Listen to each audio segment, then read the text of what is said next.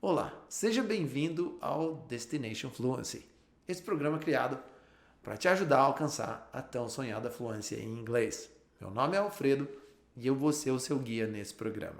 E antes da gente começar, eu quero te dar uma informação bem importante. Esse é o nosso primeiro vídeo, é o nosso primeiro vídeo em português e também o último vídeo em português dessa nossa série. Por quê? Porque esse canal aqui é dedicado a você. Bom, você é uma pessoa que vai se cadastrar aqui, vai se inscrever aqui no nosso canal, vai ficar aqui com a gente por uma razão muito simples. Você já consome inglês, você gosta de inglês, você já entende muita coisa em inglês, você assiste séries do Netflix ou do Prime Video ou de algum outro canal que você tem acesso. Você assiste material no YouTube, assiste filmes, assiste séries e você já entende muita coisa em inglês. Mas você sente que você ainda não fala inglês. Se alguém te pergunta alguma coisa com relação ao teu inglês, e aí, como é que é o teu inglês? Você provavelmente fala, eu já entendo bastante coisa, mas eu não falo, eu não tenho fluência. Então, esse canal foi criado para você. E por causa disso, esse canal ele é 100% em inglês. É assim. Nesse canal a gente não fala português. Nesse canal a gente não traduz para o português. E nesse canal a gente não explica nada em português. Você vai aprender inglês com a gente pelo inglês. Eu vou te passar todas as dicas, todos os truques, todos os atalhos que eu consegui aprender, que eu fui adquirindo ao longo dos anos, como um aprendiz da língua, como uma pessoa, como um estudioso da língua, como um estudante da língua e também como um professor. Eu sou da seguinte crença, eu acredito que eu já aprendi muito inglês, mas o meu contínuo aprendizado me mostra que essa é uma jornada quase que sem fim, sempre tem coisa nova para aprender. Então, ao longo desses anos todos, eu aprendi muita coisa e criei esse canal agora para compartilhar isso com você. Então, eu quero que isso fique muito bem claro para você, que o nosso canal é um canal dedicado ao inglês, então não tem português aqui. E aí você pode estar se perguntando, então por que o primeiro vídeo é em português? Bom, o primeiro vídeo é em português, até como uma forma de demonstrar um respeito pela nossa língua mãe e por todos aqueles que vão chegar a esse canal. Porque você pode não estar pronto para seguir as nossas aulas aqui, mas pode conhecer alguém que já está nesse patamar, ou seja, de consumir muita coisa em inglês e querer dar espaço, Alguém que quer ir para o próximo estágio, quer começar a falar inglês mais fluentemente. Então você vai poder compartilhar com quem você quiser. Então, vamos lá, vamos começar. Então esse primeiro vídeo eu intitulei ele Como Tudo Começou, porque eu queria te contar um pouquinho da minha história, eu queria contar para você como é que eu cheguei até aqui. Eu acho que é importante que você conheça um pouquinho da minha história com o inglês, porque afinal de contas, se eu estou me candidatando aqui para ser o seu guia nessa jornada, eu tenho que aparecer para você como alguém que tem pelo menos alguma experiência com a língua. E é por causa disso que eu queria te contar essa história. Eu queria te falar um pouquinho das minhas credenciais, mas eu nem gosto de usar esse termo, porque parece até um pouco arrogante da minha parte colocar dessa forma. Eu quero que tu conheça a minha história com o inglês. Eu quero que você saiba por onde eu já passei com a língua e para que você, baseado nessa história, possa avaliar o meu conhecimento e o conteúdo que eu tenho para passar para você. Ok? Então é por isso que eu criei esse vídeo em português. Então vamos lá. A minha história começou em 1900 e... não lembro mais. A minha história começou quando eu tinha 10 anos de idade. Uma escola nova de inglês, se instalou na minha cidade. E como campanha e como marketing de vendas, vamos dizer assim, como campanha de vendas, eles tinham a seguinte estratégia. Eles davam uma bolsa de estudo para você. Eu não sei se eles faziam isso para todos os alunos, mas com a minha família foi assim que aconteceu. Eu acho que os vendedores foram lá na minha casa, visitaram meus pais e ofereceram esse pacote para gente, que era o seguinte: eu e a minha irmã poderíamos estudar naquela escola durante 6 meses e os meus pais só teriam que pagar pelo material didático. E o meu pai adorou a ideia, comprou 2 cursos, um para mim e um para minha irmã, e durante 6 meses nós pudemos estudar naquela escola. Foi uma experiência super interessante e tanto eu quanto a minha irmã nos apaixonamos pela língua de cara. Mas, infelizmente, ao final desses 6 meses, a escola nos apresentou um novo programa, né? Ou seja, claro, você quer continuar aqui, então você vai ter que comprar o material no próximo semestre e também pagar as mensalidades, né? Todo mês você tem que pagar uma taxa aqui para poder estudar aqui com a gente. Super normal, né? Porque a ideia deles, eu acredito que era, bom, para quem a gente oferecer essa bolsa, eles vão gostar da escola e depois vão querer continuar. Eu imagino que muitos dos alunos que tiveram a oportunidade que eu tive e que tinham dinheiro, tinham condições de pagar, depois continuaram. Mas, infelizmente, a minha família não tinha, então a gente teve que abandonar o curso. Mas ficou plantada ali aquela sementinha do inglês e aquela sementinha, realmente ela germinou porque a gente se apaixonou pelo inglês. Muito bem. Então, só para dar uma ideia, eu queria mostrar para vocês aqui, bem rapidinho, a questão do material didático Então eu queria só mostrar para vocês bem rapidinho aqui a questão do material didático que nós usávamos na época. A escola não era o FISC, e eu não lembro nem o nome da escola, mas eu quis mostrar essas fotos aqui para vocês, só para ter uma ideia, só para dar uma ideia para vocês de como era o material didático da escola onde eu fui estudar. Então era um conjunto de fitas cassete e 2 livros textos, né? Então era um livro de sala, onde a gente tinha onde estavam todas as lições, e depois um livro de tarefa para a gente fazer tarefa em casa. O material era todo em inglês, as aulas eram 100% em inglês e não tinha tradução, né? E eu gostei muito desse curso, aprendi bastante e foi bastante desafiador porque, afinal de contas, eu não sabia nada de inglês, absolutamente nada. Mas eu era muito novinho, eu tinha apenas 10 anos de idade.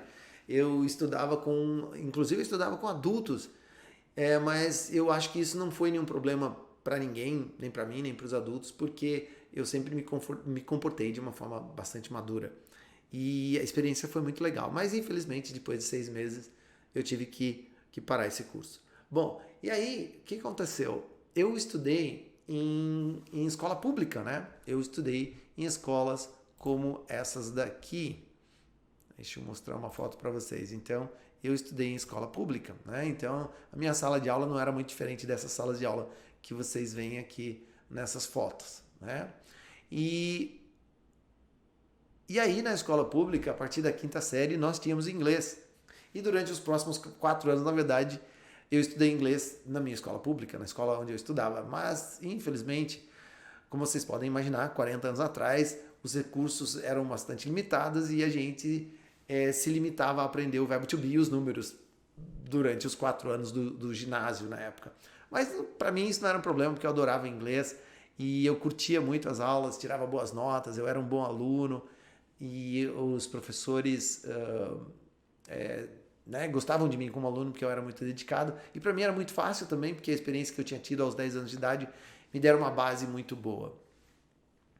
Bom, e aí o que aconteceu foi que aos 14 anos de idade eu tinha um amigo que estava fazendo um curso pré-vestibular. E aí ele me deu um conjunto de apostilas do ângulo, né, do curso de inglês, que era o curso preparatório para as provas de inglês do vestibular. Ele estava preparando porque ele queria entrar na escola de medicina. E aí eu ganhei um conjunto de 9 apostilas. E aí essas apostilas, para mim, foram uma experiência de aprendizado muito interessante também, porque eram unidades com textos, né, com artigos, com um glossário, com as palavras principais explicadas e depois exercício de interpretação de texto. E eu adorava estudar com aquilo lá e aprendi um monte. E ali, durante os próximos 3, 4 anos, eu estudei muito com aquelas apostilas. E aos 14 anos de idade eu ganhei uma bolsa de estudo por uma escola técnica na minha cidade e eu estudei engenharia mecânica a nível técnico. Nessa escola a gente utilizava o método CCAA. Bom, o método era um método audiovisual, né? Era um método do CCAA, o inglês era um pouco mais técnico, eu aproveitava bastante as aulas, aprendi bastante, mas foi mais uma experiência em que a minha fluência oral não foi de maneira nenhuma desenvolvida. Tinha na época acho que 18 anos de idade, eu tinha 18 para 19 anos de idade, eu consegui o meu primeiro emprego como técnico mecânico e o meu primeiro salário, como vocês podem imaginar, a minha prioridade era me matricular num curso para estudar inglês. Eu queria voltar a estudar inglês. E aí eu fui estudar no FISC, né? Aquelas fitas cassetes que eu mostrei ali, coincidentemente, eram do FISC, né? Então, se a gente for olhar aqui, vocês vão ver que as primeiras fitas cassetes que aparecem aqui são do FISC. Eu lembro dessa laranja aqui, porque eu passei por esse estágio aqui, então eu lembro que a fita cassete desse curso era bem essa daí. Bom, muito bem. Então aí eu consegui meu primeiro emprego, resolvi voltar a estudar e fui estudar no FISC. E ali eu estudei acho que pelos próximos 2 anos. Mas eu quero compartilhar com vocês uma coisa interessante que aconteceu comigo ali. No FISC eu fiz uma prova de nivelamento logo que eu cheguei e eu consegui uma nota muito alta porque, afinal de contas, eu já vinha estudando inglês com aquelas apostilas do ângulo do pré-vestibular do meu amigo há bastante tempo e eu tinha avançado bastante. E aí eu tirei uma nota muito alta e eu fui alocado numa turma de avançado. E aquilo, primeiro, foi motivo de muito orgulho para mim, mas ao mesmo tempo foi algo que me incomodou um pouco, porque eu sabia que eu não era avançado. Eu sabia um monte de coisa, sabia gramática, tinha um domínio da leitura, né, da leitura e compreensão, mas a minha pronúncia, eu nem sabia o que era a minha pronúncia. A minha fluência era zero, porque afinal de contas, até então eu praticamente nunca tinha falado inglês. E aí eu pedi para a coordenadora do curso que eu fosse colocado ao nível abaixo do avançado, porque afinal de contas eu não falava inglês. E ela concordou comigo, embora ela tenha relutado um pouco, porque ela achava que eu poderia ir para o avançado. Bom, de qualquer maneira, eu entrei numa turma abaixo do avançado, comecei a estudar, adorava as aulas, e o que aconteceu comigo foi que muito rápido, em 3 semanas, eu já era o aluno mais fluente da turma. E aí eu quero deixar uma coisa bem clara para vocês, porque isso pode parecer um pouco arrogante da minha parte quando eu falo isso. Mas na verdade isso aconteceu. E isso aconteceu por uma razão muito simples. Ninguém naquela escola era mais apaixonado pelo inglês do que eu. Então foi muito fácil para eu fazer aquela transição, né? Ou seja, pegar aquele conhecimento que eu tinha adquirido através do estudo que eu tinha feito com aquelas apostilas e começar a expressar aquilo oralmente. Para mim foi muito natural, aconteceu muito rápido. E, na verdade, um outro fator, um outro componente que me ajudou bastante também, é claro que foi a minha postura. Na minha turma, nessa escola de inglês, ou no FISC, era um professor, 12 alunos, e aí as pessoas eram muito relutantes, elas tinham, acho que, vergonha de falar, preguiça, queriam ficar na zona de conforto. Mas eu lembro que eu fazia uma conta na minha cabeça. Eu olhava para os alunos e falava assim: pô, o professor perguntou para aquele cara ali como é que foi o final de semana. Ele respondia uma palavra. Ele falava assim: boring, né? Tinha sido meio chato. Perguntava para outro aluno, tinha aluno que se recusava a falar e no, teacher. E aí, na minha cabeça, eu fazia uma conta. Eu falava assim: bom, eu acho que o professor ele queria dar pelo menos uns 30 segundos ou pelo menos 1 minuto para cada aluno falar, né? Para que todo mundo pudesse participar. Então aquele cara ali não falou nada, aquele outro também não, aquele outro também não. Daí eu falava assim, não, quando chegar na minha vez, acho que eu tenho uns 5 minutos aqui que sobraram, que ninguém quis usar, eu vou usar. E aí eu começava a falar. E aí eu era uma matraca. O professor tinha que me interromper e ele tinha que me mandar calar a boca. Porque se de outra forma eu não parava de falar. Então, o que aconteceu? Bom, como ninguém naquela sala tinha mais interesse pelo inglês do que eu e tinha mais vontade, mais fome de participar, era muito natural que eu logo me tornasse o aluno mais fluente da turma.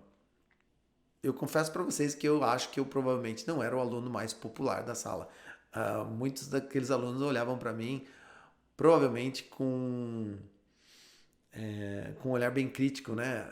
Pô, aquele cara ali se acha, né? Ele é melhor do que todo mundo, só ele que quer participar e tal. Mas eu não me via assim, eu não pensava assim, eu não era essa a imagem que eu queria passar. Mas eu também não impedia que um possível pensamento como esse por parte dos outros alunos me impedisse de realizar o meu maior sonho, que era adquirir aquela língua, que era adquirir a fluência naquela língua.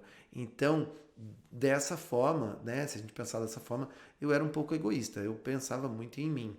Mas isso não quer dizer que eu atropelasse qualquer aluno, que eu não respeitasse o espaço de cada um, que eu não respeitasse o professor quando o professor me interrompesse, ou se a gente estava fazendo alguma atividade em grupo, né, em que cada aluno tinha uma parcela de espaço ali para participar. Eu sempre respeitei o espaço de todo mundo, sempre, inclusive, motivei os meus colegas a participarem também. Mas a verdade é uma só. Aqueles que se recusavam a participar, eu entendi aquilo como uma escolha deles, e a minha escolha era bastante diferente, e por causa disso eu tinha um resultado diferente, né? E isso sempre me ajudou bastante. Então essa foi a minha experiência com essa escola. Aí o que aconteceu foi que acho que apenas um ano, eu já devia estar estudando no FIS, que é mais ou menos um ano e meio, e continuava trabalhando naquela empresa, né, como técnico mecânico, quando se instalou na nossa cidade, quando uma nova escola chegou. E essa escola, claro, ela existe no Brasil até hoje, que é a Wizard. A Wizard chegou, eu não lembro exatamente o ano, mas eu acho que é algo em torno de 1987, 1988. E eles chegaram com uma proposta de uma campanha de marketing bastante agressiva. A campanha de venda deles era baseada na seguinte frase: venha aprender inglês em 24 horas. E essa frase dessa campanha, ela era muito forte. Eu lembro que eu li isso num jornal, e isso me chamou muita atenção, porque eu fui entender depois qual que era a estratégia deles, né?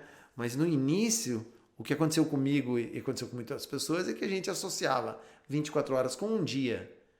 Então, como é que é isso? Vem aprender inglês em um dia, você chega aqui, não fala nada, amanhã você está falando inglês? Bom, é claro que não é isso, né? Isso não existe.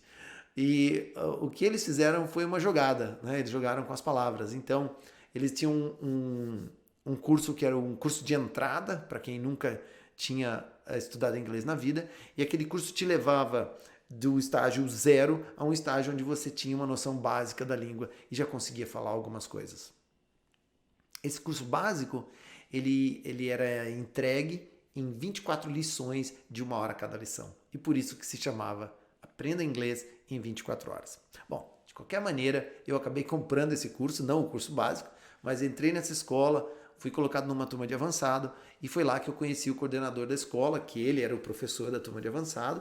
Ele era um português que tinha morado muitos anos no Canadá e tinha um inglês muito bonito, muito fluente e uma didática muito boa. Ele me conheceu, também acabou se interessando muito por mim como aluno, por eu ser um aluno muito dedicado, muito interessado no inglês. Ele percebeu o quanto eu tinha avançado e o quão rápido eu tinha avançado com a língua, e ele me deu uma oportunidade para trabalhar na escola. Ele me convidou para ser professor das turmas mais iniciantes. Eu aceitei e trabalhei lá por mais ou menos 6 meses, perto de 1 ano, antes de eu decidir sair do Brasil. Essa experiência foi bem legal, foi uma experiência enriquecedora para mim, mas ao mesmo tempo me serviu assim como um alerta, porque ali eu percebi que eu ainda não estava pronto. Eu tinha bastante coisa que eu ainda precisava aprender da língua para que eu pudesse ter até mais confiança como professor, né, dando aula. Então, mas foi uma experiência bastante válida, bastante enriquecedora. E aí, nessa época, eu já estava trabalhando há mais ou menos há uns 2 anos como técnico mecânico nessa indústria, e eu decidi sair do Brasil. Então eu tinha uma amiga que morava na Inglaterra, eu entrei em contato com ela e perguntei se ela me hospedaria nas primeiras semanas quando eu chegasse em Londres, porque eu ia precisar de algum lugar para ficar até eu achar um emprego, poder pagar um aluguel e ver onde é que eu ia morar e tudo mais. E ela me aceitou, me recebeu e eu fui para a Inglaterra, né? Então eu cheguei em Londres e aí eu cheguei em 1989, bem ali perto do Natal, e eu passei o Natal e o Réveillon lá em Londres. E eu trouxe uma foto aqui para mostrar para vocês uma coisa interessante do Réveillon de Londres, porque à meia-noite, né, as pessoas em Londres elas iam para essa praça aqui chamada Trafalgar Square, para vocês. Então existiam assim centenas, milhares de pessoas nas ruas nessa praça central no centro de Londres chamada Trafalgar Square. E aí eu fui para esse lugar com um grupo de amigos brasileiros que me convidaram, porque teoricamente era grande celebração, né? Todo mundo ia para Trafalgar Square. E eu fui. E eu achei muito interessante porque não acontece absolutamente nada lá. Então eu imaginava que ia ter uma chuva de fogos de artifício, né, como a gente tem no Brasil. E é engraçado, porque nessa época, se eu não me engano, fogos de artifícios eram proibidos na Inglaterra, então ninguém soltava nada. E eu achei assim uma festa, assim, eu achei ela muito sem graça. Porque à meia-noite, quando deu exatamente meia-noite e um segundo, as pessoas se beijavam, né, os casais, os namorados, tinha gente que beijava estranhos, tinha uns bêbados lá que saía beijando todo mundo. E aí, depois de alguns minutos, aquela multidão se dissipa, uns pegam metrô, outros vão de ônibus, outros andam, porque moram ali perto, né, vão andando para casa, e as pessoas simplesmente vão embora. E eu peguei um metrô junto com os meus amigos e fui embora para a casa onde eu morava lá em Londres. E aí, sentado na nossa frente, dentro desse carro do metrô, tinha uma família de suecos e a gente conversou sobre essa história daquela festa. Eles estavam encantados, adoraram ir para Trafalgar Square, né, onde foi feita aquela celebração ali. E eu expliquei para eles, né, o quanto decepcionado eu estava, porque afinal de contas, no Brasil, a festa de passagem de ano é uma grande festa, né, com fogos de artifícios e tudo mais. E aí eles me disseram que eles estavam encantados porque na Suécia, onde eles moravam, na passagem do ano, de 31 para o dia 1º de janeiro, eles não fazem absolutamente nada. E eu lembro dessa história até hoje, porque para mim era motivo de satisfação, assim, poder usar o meu inglês, conversar com uma família sueca, né? E eu não falo a língua deles, eu não falava a língua deles, eles não falavam a minha, mas com o inglês a gente conseguia se comunicar. E cada momento desse que eu vivia era um momento de muita alegria, porque eu sempre gostei muito de falar inglês. E aí eu morei na Inglaterra durante 5 anos. E foi na Inglaterra que eu consegui os meus certificados de proficiência na língua inglesa da Universidade de Cambridge, né? Então eu fiz todas as provas. Eu fiz o First Certificate, depois eu fiz o Advanced e eu fiz o Proficiency também e passei em todas e consegui adquirir o certificado. Bom, depois de 5 anos eu voltei para o Brasil, né? E o meu primeiro emprego foi numa escola de inglês. Eu fui contratado para dar aula nessa escola de inglês. Então o dono da escola, que também era um excelente professor de inglês, um cara que tinha morado nos Estados Unidos, acho que perto de uns 5 ou 10 anos também, falava um inglês muito bem, dominava a língua muito bem. Ele me entrevistou, gostou muito da minha fluência, gostou muito da minha desenvoltura e principalmente ele percebeu em mim, né, o quanto eu gostava de inglês, né? Então ele via em mim um bom candidato, né? Uma pessoa que gosta tanto da língua provavelmente seria um bom professor. Aí ele fez uma prova comigo, a prova de nivelamento, né, ou a prova de seleção, incluía a prova do TOEFL, que eu fiz, tirei uma nota super boa. Ele fez a entrevista oral comigo, então essa teria sido a minha prova de listening, vamos dizer assim. Eu também fiz uma prova de listening dentro do laboratório da escola, que era a prova de listening do TOEFL, também tirei uma nota boa. E depois fiz uma prova de conhecimentos gerais, assim. Ele queria ele queria saber qual era o meu domínio dos tempos verbais em inglês. E eu também fui bem na prova, tirei uma nota boa. E quando ele me mostrou o resultado, ele fez uma entrevista comigo, queria saber por que eu tinha escolhido algumas das questões, algumas das respostas que eu tinha escolhido. E essa prova era para determinar o meu conhecimento, né? Meu domínio, né, sobre os tempos verbais em inglês. Então ele queria saber se eu sabia muito bem a diferença entre usar um passado simples ou um tempo perfeito.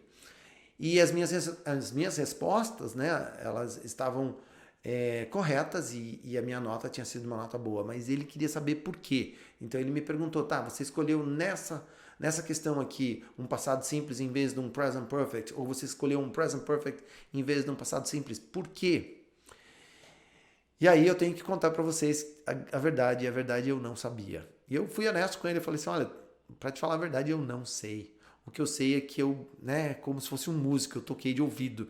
Então eu li aquelas frases e eu sentia que em determinadas situações ali o passado simples não soava bem e o que soava correto era o present perfect. E ele deu risada e falou assim para mim, pô, que legal, que bom, né? Isso aí funciona para você, porque realmente você acertou as questões aqui, a tua nota tá legal, mas eu tenho que te alertar do seguinte, como professor, isso não serve, né? Você vai ter que, se você quiser ser professor de inglês, você vai ter que saber a diferença entre uma e outra resposta, saber explicar para o teu aluno de uma forma lógica e ajudar o teu aluno realmente a entender isso.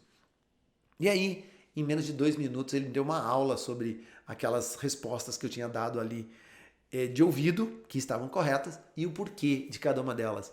E eu lembro que foi fantástico, porque eu me dei conta de que eu tinha morado 5 anos na Inglaterra e nunca tinha aprendido aquele direito. Então, os meus professores nativos não sabiam explicar aquele conteúdo. E eu achei isso muito interessante. E eu percebi que os livros de gramática que eu tinha usado na Inglaterra também não tinham me ajudado muito, ou seja, as explicações não eram muito claras, não eram muito óbvias. E aí eu acho que naquele dia eu tomei eu adotei como uma missão para mim, que daquele dia em diante, se eu me tornasse um professor de inglês, qualquer aluno que passasse por mim não ia passar sem aprender aqueles tempos perfeitos de uma maneira eficiente, ou seja, aprender de verdade, né? E eu faço isso há mais de 20 anos. Né? Eu adoro ensinar os tempos perfeitos. Quem já estudou comigo e está assistindo esse vídeo aqui sabe disso. E pode, se quiser, deixar um comentário no vídeo depois, né? Falando, Alfredo, lembra de mim, eu sou o fulano de tal. E realmente, eu lembro que a gente fazia isso nas nossas aulas. Esse comentário vai ser muito bem-vindo, né? É muito legal poder... É muito legal a gente poder se reconectar com essas pessoas que passaram pela nossa história, né? Então eu gosto muito disso.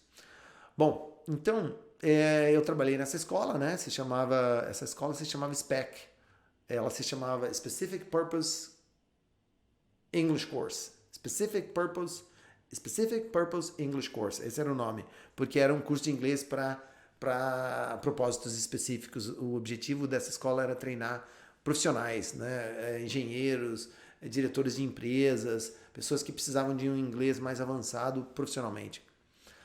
Então, lá eu trabalhei alguns anos, acho que eu trabalhei 2 anos lá, e aí eu decidi que eu deveria voltar para o mundo acadêmico, porque afinal de contas eu não tinha ido para a universidade ainda, eu tinha feito só um curso técnico, e aí eu decidi que eu ia estudar ciências da computação, prestei o vestibular e passei para a Universidade Federal de Santa Catarina, onde eu vim estudar aqui em Florianópolis, onde eu moro até hoje. Então eu vim estudar em 1997 aqui e me formei em 2002. Mas ao me formar, né, já no final do curso, eu descobri que ciência da computação, desenvolvimento de software, de programação de computador, não era a minha praia. Eu até trabalhei no desenvolvimento de uma plataforma para o ensino à distância como programador, na verdade trabalhando com uma programação bem básica, mas ali eu já sabia que o meu futuro não estava ali, porque eu não ia ser um profissional de destaque, eu não ia ser um programador brilhante.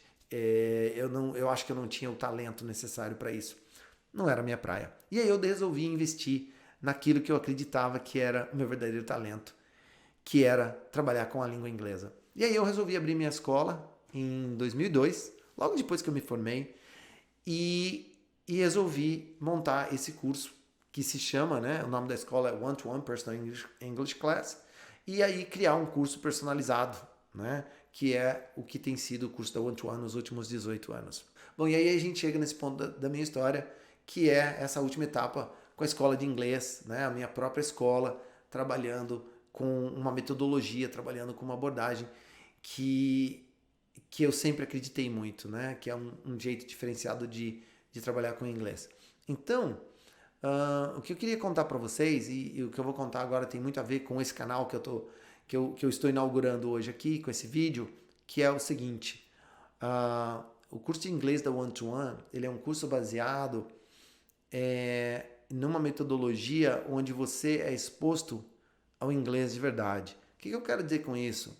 É o inglês que os nativos falam. Então, desde o início, eu sempre procurei enriquecer o nosso material didático, que no começo era uma série, nós tínhamos um livro-texto que nós seguíamos, né? Eu escolhi uma série de uma editora inglesa, que eu gostava muito do material dela quando eu estudei na Inglaterra. Os livros que eu usei como cursos preparatórios para as provas de proficiência em inglês que eu fiz lá, eles eram todos dessa editora, e eu gostava muito dela. Então, quando eu cheguei no Brasil, montei a minha escola e comecei o meu primeiro curso, eu escolhi o material didático dessa editora. Mas tinha algo, né, na minha cabeça que me dizia que aquilo ali não era suficiente, né? Eu queria algo diferente. E aí eu lembrava da minha experiência com material em vídeo, né? Logo que eu me formei na escola técnica e que eu comecei a trabalhar, eu gostava muito de alugar filmes, né? Porque aí eu comprei um videocassete e na época o único recurso de vídeo que a gente tinha eram fitas de videocassete, né? Nós não tínhamos Netflix e o cinema também nunca foi muito barato no Brasil, né? Eu tinha recém começado a trabalhar, mas eu comprei um videocassete e eu alugava fitas cassete e eu adorava colocar fitas cassete para assistir no final de semana. E muito rápido eu comecei a cobrir as legendas com uma tarja de papel para que eu pudesse treinar o meu ouvido. E aquilo me ajudou com o meu listening e tal. E eu não sabia que aquilo mais tarde ia se formar a base da minha proposta metodológica de como eu ia querer trabalhar com vídeos como professor dando aula de inglês.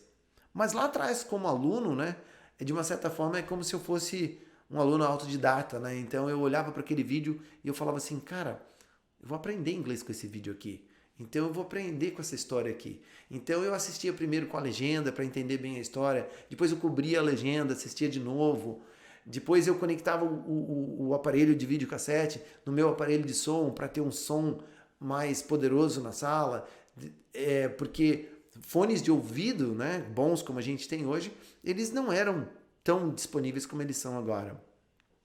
E aí, então a minha paixão também, né, por trabalhar com vídeos começou lá atrás.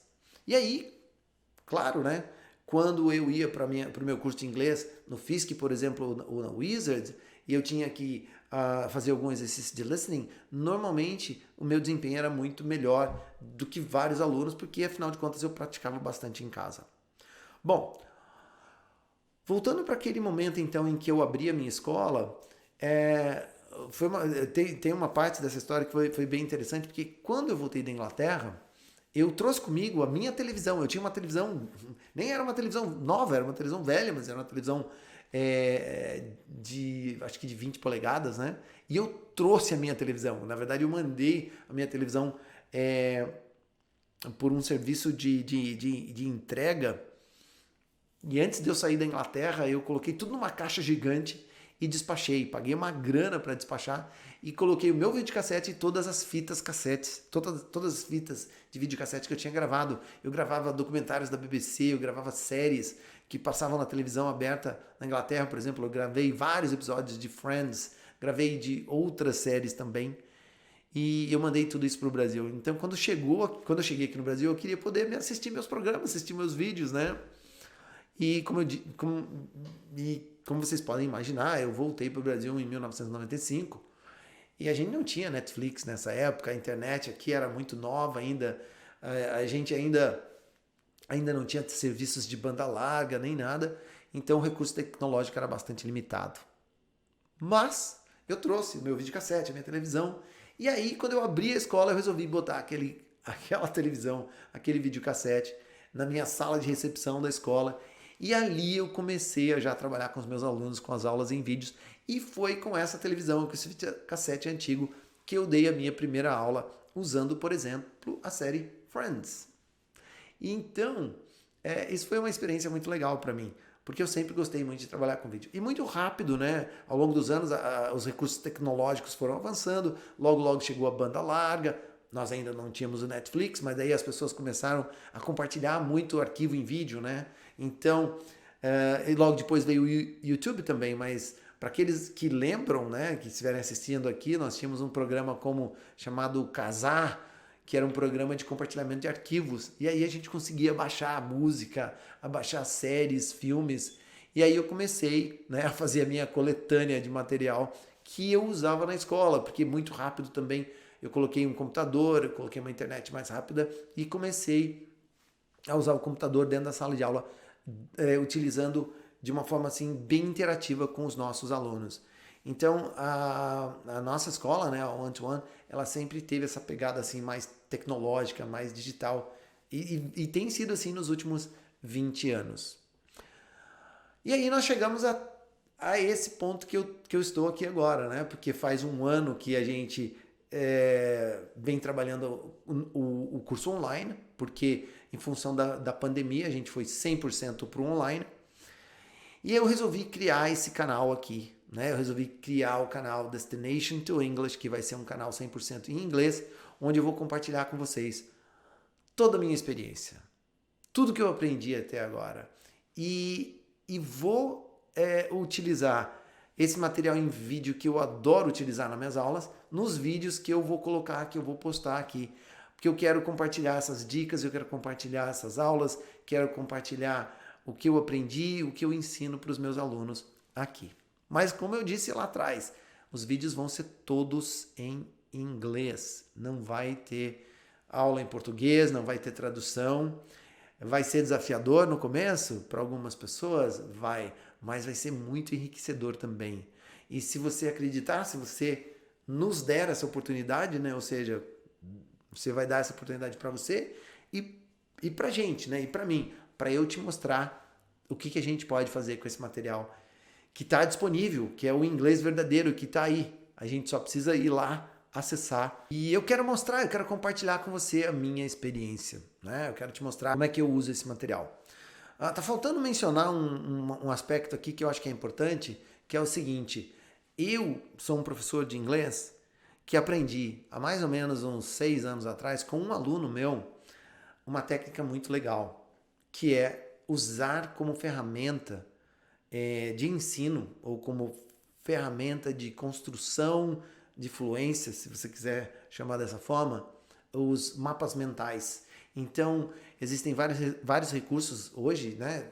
Aplicativos de mapas mentais. Eu uso um gratuito que é integrado ao Google e eu, nessas minhas aulas, em todas, sem exceção, eu vou te mostrar como é que eu extraio a informação de um filme, extraio as informações mais essenciais, as palavras-chave. A gente vai explorar todo o conteúdo gramatical, né, as expressões idiomáticas, vocabulário. E depois eu vou te ensinar como usar essa ferramenta, como mapear essa informação usando o mapa mental. E aí eu vou te mostrar como é que a gente vai navegar esse mapa para reconstruir essa história. E ao reconstruir essa história através do mapa, a gente vai estar melhorando, a gente vai estar avançando, adquirindo mais fluência em inglês. Essa é a ideia desse canal aqui. Então, seja muito bem-vindo. Não esquece de se inscrever aqui, porque daí sempre que eu postar um vídeo novo, você vai ser informado e você vai ter acesso a ele.